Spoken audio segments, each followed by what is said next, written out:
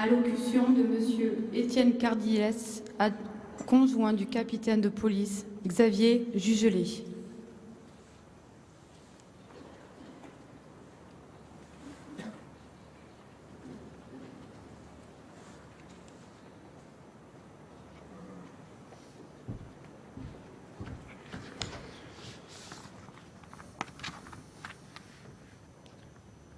Xavier, jeudi matin, comme de coutume, je suis parti travailler et tu dormais encore.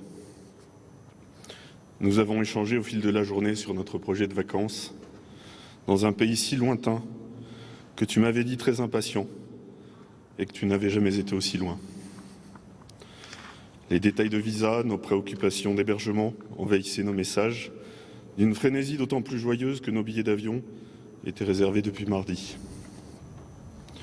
Tu as pris ton service à 14 h dans cette tenue de maintien de l'ordre dont tu prenais tant soin parce que ta présentation devait être irréprochable. Tes camarades et toi avaient reçu la mission de rejoindre le commissariat du 8e arrondissement où vous deviez, comme si souvent, assurer la sécurité du public sur cette belle avenue des Champs-Élysées. On t'a désigné comme point de stationnement le 102, avenue des Champs-Élysées, devant l'Institut culturel de Turquie. Ce type de mission, je le sais, te plaisait. Parce que c'était les champs et l'image de la France. Parce que c'était aussi la culture que vous protégiez.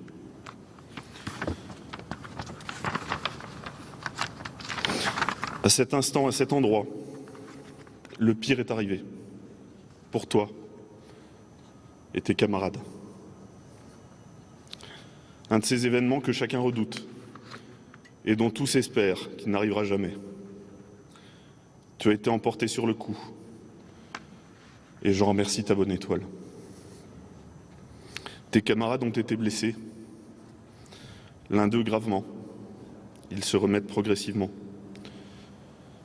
et nous en sommes soulagés. Tous ont été choqués.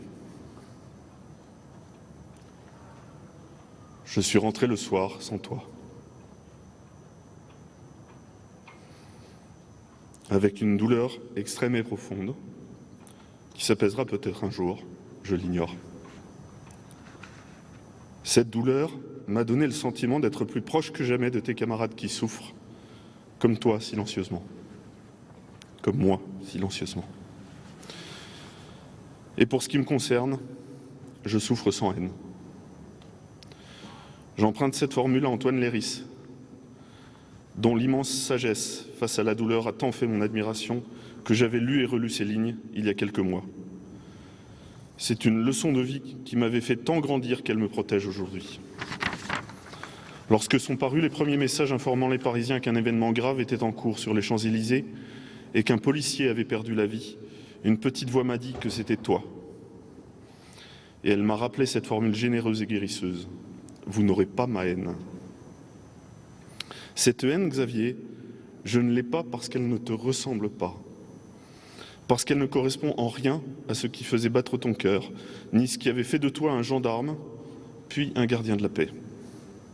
Parce que l'intérêt général, le service des autres et la protection de tous faisaient partie de ton éducation et de tes convictions, et que la tolérance, le dialogue et la tempérance étaient tes meilleures armes. Parce que le policier, derrière le policier, il y avait l'homme, et qu'on ne devient policier ou gendarme que par choix.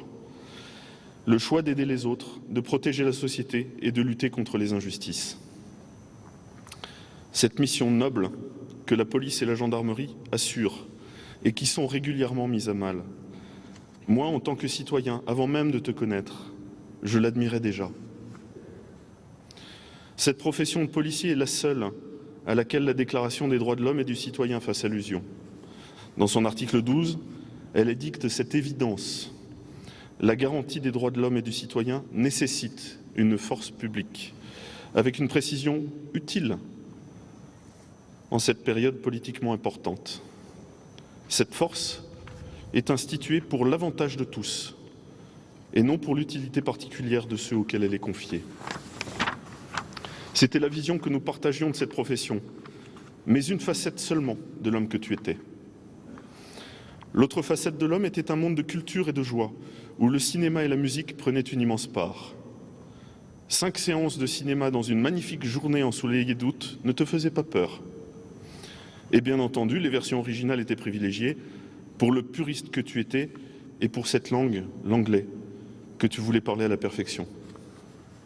Tu enchaînais les concerts, suivant parfois les artistes sur une tournée complète. Céline Dion était ton étoile, Zazie, Madonna ou Britney Spears et tant d'autres faisaient vibrer nos fenêtres. Le théâtre te transportait et tu le vivais pleinement. Aucune expérience culturelle ne te faisait reculer. Le pire des films était vu le jour de sa sortie, jusqu'au bout, quelle que soit sa qualité. Une vie de joie et d'immenses sourires, où l'amour et la tolérance régnaient en maître incontesté. Cette vie de star, tu la quittes comme une star. Je voudrais dire à tous tes camarades combien je suis proche d'eux.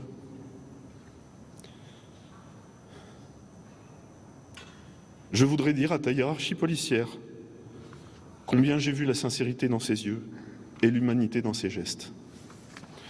Je voudrais dire à tous ceux qui luttent pour éviter que cela se produise, que ces événements se produisent, que je connais leur culpabilité et leur sentiment d'échec et qu'ils doivent continuer à lutter pour la paix.